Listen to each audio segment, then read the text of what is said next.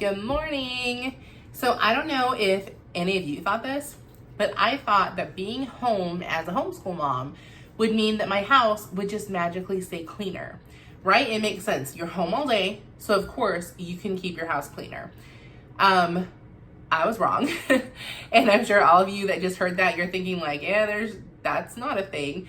You're right, it's not. So first off, if you are someone that comes to these videos consistently, thank you and welcome back. If you're brand new, I'm Tanya Johnson. I'm the holiday homeschooler, and I believe that every season of life can be treated like a holiday.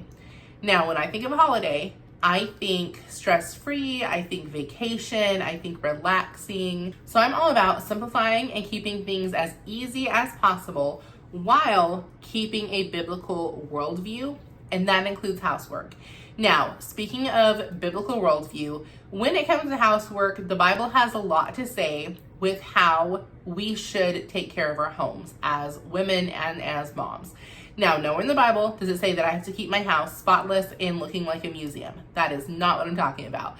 But there's an element of pride that we should take in stewarding the homes that God has given us. And that is pretty evident when someone walks into our house and sees what it looks like on a consistent basis.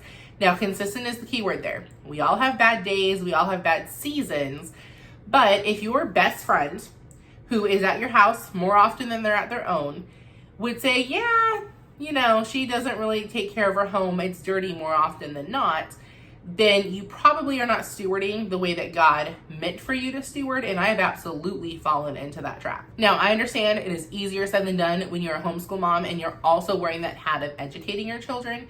So I want to share with you 3 very simple ways to enjoy your housework. And I know that sounds like an oxymoron, but I promise you these are tried and true. They've worked for me and dozens of my friends. I'm not somebody who grew up knowing that I was going to be a homemaker. In fact, I was absolutely not going to be a homemaker. I was never taught to really clean or take care of a house. And so when I got married and decided to step into that role, it was not one that I particularly enjoyed. And through the years, I have learned some tips and tricks to actually make myself look forward to taking care of my home. And I hope that these work for you as well if you're somebody who's struggling in that area. Now, the first one is enjoy a TV show. A particularly not fun chore of mine is cleaning the kitchen / doing the dishes. And so the house that we built just happens to have a very open concept for the downstairs. When I am at my sink, which is in the island, and I'm doing my dishes, I'm facing directly to the TV. And it doesn't hurt that my husband thinks that we need a 75-inch flat screen. So you bet that when I'm sitting there doing dishes, I'm also enjoying a nice TV show. Now, when I'm upstairs doing laundry, I don't have a flat screen in my laundry room, right? Like, we are not that bougie. But I can set up my laptop and I can watch a TV show that way, which is what I used to do before we built this house, is I would just set up my laptop and I would watch a TV show on my laptop. And so what I've done is I have a couple TV shows that I'm only allowed to watch while I'm doing dishes. So guess what? When I'm really looking forward to know what's happening in the next episode, it gets me that much more excited the time that I'm going to be doing my dishes. So if you need to habit stack onto something like that, where you're putting one habit, which is doing your dishes, another habit, which is watching your TV show, together to make it more appealing, go for it. Number 2 is listen to a good audiobook. Now this kind of follows the same thing with the TV. So I have certain audiobooks that I specifically keep for cleaning. So they're not ones that I just listen to whenever I want to. They're for cleaning. Now, I love listening to podcasts. I love listening to homeschool summits. I love listening to self-help books. I love listening to all of the really good things for your brain. But there are days after a really long homeschooling day that I just want to veg out on fiction. I want to sit and get into the fantasy world of whatever it is that I'm reading. And I will communicate to my husband and to my daughter, like, hey, I am getting a little bit overwhelmed. I've got some housework to catch up on. I'm a little bit tired, whatever it is. Do you need anything from me? Because if not, I'm going to put earbuds in and I'm going to tune the world out for the next 60 to 90 minutes. Again, you got little kids at home. You can't always do that big of a break. But you could probably steal away for 30 minutes, or you can communicate to your spouse, like, hey, I need a break. Like, can you parent for the next couple of hours and let me put earbuds in and tune the world out? So there's always options. Now, again, I know some of y'all are in the same boat I was, where you're not a single parent.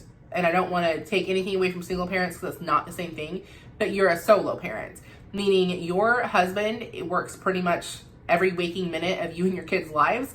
And so you do majority of things by yourself. That's how I was and still how I am, but it's easier now that my daughter's older, for a long time. So I get it. There's not a lot of help at home, and that's no one's fault. It just happens to be the career that they're in. But it does make it a little harder to have alone time. So a couple things that I would do is I would get up before my daughter and make sure that I use that as my alone time. I would stay up after she went to bed, and part of that is getting your kids on a really good time schedule.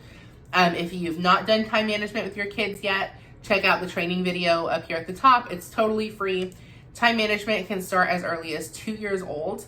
And again, this isn't my opinion. Child experts all agree on this, that kids thrive off of structure and routine. So not rigidity. I'm not saying that you're going to, put your baby on a 15 minutes, every 15 minutes is what you do schedule. But the overall flow of your household, everybody will thrive by doing a good time management flow, if that's what you want to call it.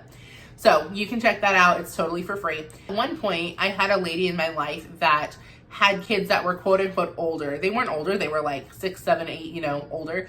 But they weren't infants like mine. So again, it gets a little easier as they get older, especially when they're, being trained really well. And these kids they were a very thriving household with how they operated. And so she would offer to take Glory for me or come over and sit with Glory while I did housework and stuff. And I felt guilty about that at first. Now, as someone on the other side, and I offer to do that for new moms, don't feel guilty.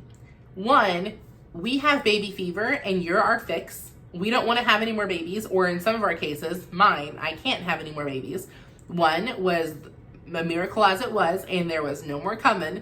So I get baby fix by helping you with your babies. But two, we've also been there. We know how hard it is. And so part of it, we're doing it as a ministry, as a service to you. You don't need to feel guilty about it. We're volunteering. Now, if you don't have someone in your life like that, another thing that you can do is if you have friends who have kids around the same age as yours, you can swap off. Now, I've done this too, where I say, hey, this week I'll take your kids for the better part of a day. And then next week, you'll take my kids for the better part of the day. Now, with me, I never felt guilty doing this because I was always taking more kids than I was pawning off. I know some of you, because you've told me this, that you would feel guilty doing that because you have so many kids. Be open and frank about that conversation. You may have a friend like myself who, again, the number of kids that we have is not because we just don't like kids. It just happens to be what God gave us. So I know myself, I don't mind helping other people with their kids at all because I have the time and the patience and the energy to do so because I only have one of my own. Now, by the end of every week, my time and energy and patience is usually pretty low because I've had kids here all week long that are not mine, but I happily do it. And I love just having that conversation. I've had other moms tell me oh, I would take you up on that, but I feel bad because I have 4 and you only have 1. It's not really an even trade. I'm not asking for an even trade. I want a day to myself with no kids, including my own. And then I'll gladly give you a day to yourself. I don't care that I'm taking 4 kids and you're taking 1. Now, you might have a friend that does care, and that's okay too. That's her right to say, no, I don't really want to do that. It's not really that fair. I'm just saying, don't be afraid to ask, and don't be afraid to have that frank conversation if you are feeling guilty because you have more kids than they do. Chances are they probably don't care. So anyways, that wasn't even part of this video. That has nothing to do with housework, but I will gladly give you that little free piece of advice because I know how hard it is to feel like you're doing it on your own and you don't have a support system. And a lot of times just having that conversation with somebody that's in your circle, you'll find out that you do have a support system. It's just not one that maybe was on the surface. You had to dig a little bit to realize that it was there. And that was definitely the case for me because I didn't like asking for help at all. And then number 3 on this list is reward yourself. Now, this is not something that I do every single day, but on those extra hard days when a TV show and an audiobook does not get me excited about cleaning because I don't want anything to do with it, I just want to lay on the couch and do nothing. And I'm not sick. I'm not saying don't listen to your body. I preach that all the time.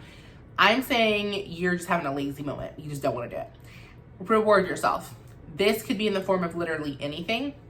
For me, If I do an hour of cleaning and I really don't want to do it, then I reward myself with an hour of bath time. Literally, the house that we built has a giant soak tub in the master. That was one of my non-negotiables. I literally prayed it down until we got it, until we decided on the floor plan and stuff that we were building. And then I will sit in there and I'll read. I'll put a candle on. Sometimes I'll put some music on. Sometimes I don't read. Sometimes I just lay in there and soak and like decompress. So I don't do this every single day because not always do I have an hour to reward myself for an hour of cleaning. But on the really hard days, yeah, absolutely. So reward yourself with whatever it is that you look forward to. And that honestly could be sitting around and scrolling social media for an hour. It doesn't have to be a reward that anybody approves of, as long as it's obviously healthy and, again, biblical. But it can be a reward that you look forward to, even if someone else would look at that and be like, well, that's dumb. That wouldn't help me clean my house at all. I know people who hate baths. That would not help them clean their house. I'm not one of those people. Now, if you told me, hey, I'll give you an extra hour of, sitting on the couch scrolling through social media, I'd be like, my whole job revolves around social media. Like, that doesn't appeal to me at all. But to somebody who doesn't let themselves get on social media very often and just watching reels and TikToks, like that's fun for them, then that's a good reward. So you get to choose what your reward is in exchange for your cleaning. Now, these are very simple ways to make housework more fun or more appealing, or you look forward to them, or however you want to word it. If you have some more tips and tricks for making housework a little bit more enjoyable, drop them down in the comment section, and I will see y'all next week.